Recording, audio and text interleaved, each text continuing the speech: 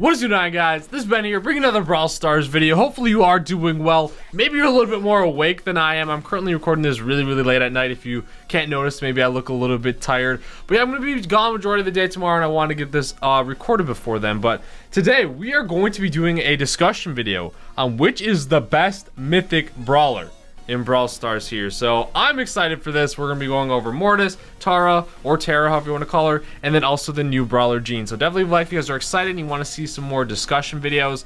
You kind of maybe get the gist of this more from my Brawler rankings video and everything, but I'm gonna go more in depth on this one, talk about the strengths and weaknesses of all of them, and overall just say which ones I think is the best and then which one I think is the worst Mythic Brawler. But honestly, all the Mythic Brawlers are pretty solid, so it's not a bad worst. It's like just for the ranking purposes, but I will have gameplay going on in the background of all of them as well. How I'm going to start off is just discussing all three of them, then intertwine it all. So definitely like if you're excited for this and want to see some more, and let's get into this. So first up, I want to talk about one of like the most interesting brawlers now. Like I just find it so fascinating. This Mortis. Like Mortis was right when Brawl Stars released, everybody hated him. Like Mortis was, well, not everyone hated him. A lot of the global players liked him, or people that knew how to dribble with him in Brawl Ball and everything. But majority of people thought he was really bad, thought he was weak, didn't know the play style, and that all changed with this last balance change. And now he's like one of the best brawlers in Brawl Stars, which is crazy. Like from going from like kind of like, it's literally going from like kind of like most people in a lot of people's minds worst to first, which is so cool to see him with just a slight change to his damage and his star power. He just does not die. Like it's kind of crazy. The one downside with Mortis though is that he is on the difficulter side to play, so I will factor that in there. But just in terms of if you can master Mortis, he's crazy. He's good in the gem grab. With Mortis, you do not want to use him as that gem grab carrier unless it's like a last resort. With Mortis, you want to be that aggro brawler. You want to run around, be the one that's like pushing back the enemies and keeping that aggressive style. Now, if you have a ton of gems, you can't really have that style because you just be feeding gems to the enemy. So with Mortis, try and avoid gems at all costs in gem grab, unless like it's very necessary, like you maybe picked up a kill and you need to get the gems and then get out of their spawn or just run around. So that's one big thing with Mortis, but he's also very good in bounty. A lot of the bounty maps he's just nasty to deal with, and in the right hands he can just destroy all of the weak brawlers, because you guys know like there's a lot of brawlers like Rico, Brock, Piper, and just weak brawlers in general, and Mortis just thrives on all of them, which is crazy. And he is actually very good in showdown now. It's tough to think that, but like early on, maybe not so much like in like the lower trophy range, because there's so many shotgun brawlers and those are a good counter to Mortis. But up in the decent, or like I'd say mid to higher trophy range, Mortis is a very good pick in showdown, because a lot of the showdown maps are like for longer range brawlers or to mid range like longer brawlers, and he can hold his own as long as he gets some boxes and he can just basically fill off. I don't know, he can just destroy like the lower HP guys or just the people that are almost dead. I just think he's very good in showdown. Now also in Brawl Ball, I've said this before, honestly I haven't played too much Brawl Ball since the changes to it, with like how you have to, it takes a auto attack when you pass, and the different map styles. So I know some people still try him on Brawl Ball and he is okay, but I'll leave that up to you guys. Do you think he's an okay brawler option? Is dribbling still good with him? I think it would be. It's just a little bit not as effective. So that's okay. And then Heist, you don't want to play him. So, but that's kind of like with every single Mythic Brawler, if you think about it. None of them you really want to play in Heist. So yeah, Mortis is just good overall, and he's a little bit more higher skill cap, but once you master him, he is one of the best brawlers, which is crazy. Now, let's get into Tara. She has like the best super in the game, hands down. This is literally a game changer. Like this, used at the right time, can win you games. In gem grab, she is so scary. Like you have to be on your toes whenever that Tara gets that super, because if she drags you when you have a ton of gems, a lot of times it's gonna end bad for you and you might lose the match. Like you have to be so careful, and if you overextend a little bit when you have that gems, or you just walk just enough where Tara can drag you, usually it's game over. So that super is so game changing, and it kind of does take a little while to get, but up close, if you can hit all three of her cards on her main attack, she does so much damage. She does that piercing damage as well, where it goes through whether it be the power cube boxes or other brawlers and everything. So she is a very nasty brawler to deal with, and especially since she does have that best super. I will update my super rankings and everything, but it's just so devastating. So she's good in Gem Grab. She can be a nuisance in Brawl Ball. Like, you can just literally dictate where you're gonna let the enemies go, kind of. Like, you can use her super to drag them and get the ball off, and also her super does break the walls too.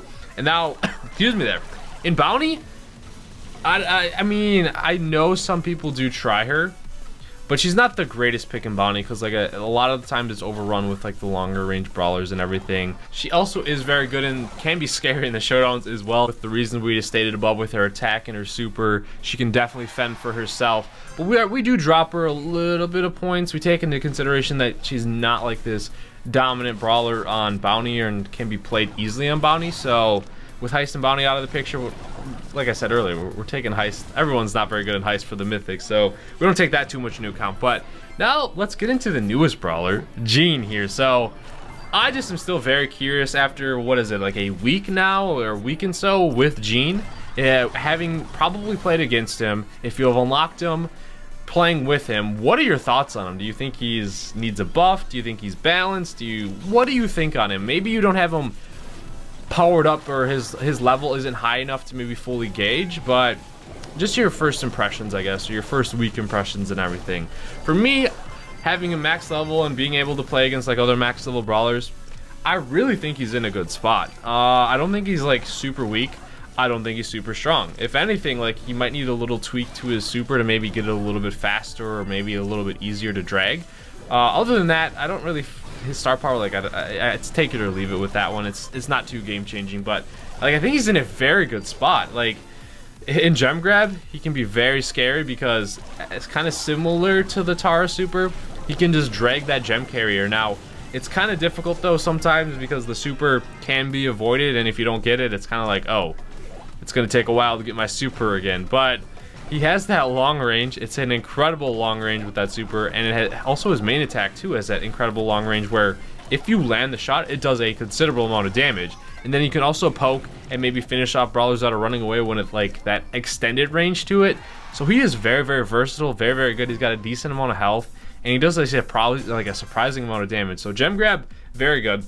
In Bounty, I personally, this is my favorite mode with him. I think one of his best modes. So Bounty, he's got the edge. Like, he is very, very solid here. And those are the two that I love playing him. And in Showdown, he's very solid as well because, like I said, he does that sneaky damage where if you land your shots, it really, really adds up. The one downside is he reloads really, really slow. So that can hinder you if you're having to take down a lot of brawlers in the Showdown. But maybe if you play a little bit more passive, pick your spots when you want to go in for the kills, or just drag the weak brawlers and everything, you're good to go. Now, with him though, you have to be very careful which brawlers you do drag. Oh, we kind of went over this, like, don't get the shotgun brawlers and everything. So, like we stated though, not good in Heist. And I'm gonna go by this too, like, in Brawl Ball, I'm a little unsure. I feel like he would be pretty solid, because he can drag the brawlers, like, maybe just drag him away from getting the goal and everything. So I feel like he's okay. He would be okay in Brawl Ball, just in my mind and in theory. But playing in practice, like, I haven't played too much Brawl Ball. I had to really need to get on that. I'll leave that one up to you guys. So a little bit up in the air on that. But that doesn't honestly affect too much in the rankings, because I'll spoil it here. Gene's number 3. So now we'll just get into, like, the ranking part here. So yeah, Gene number 3 because he's like the most balanced.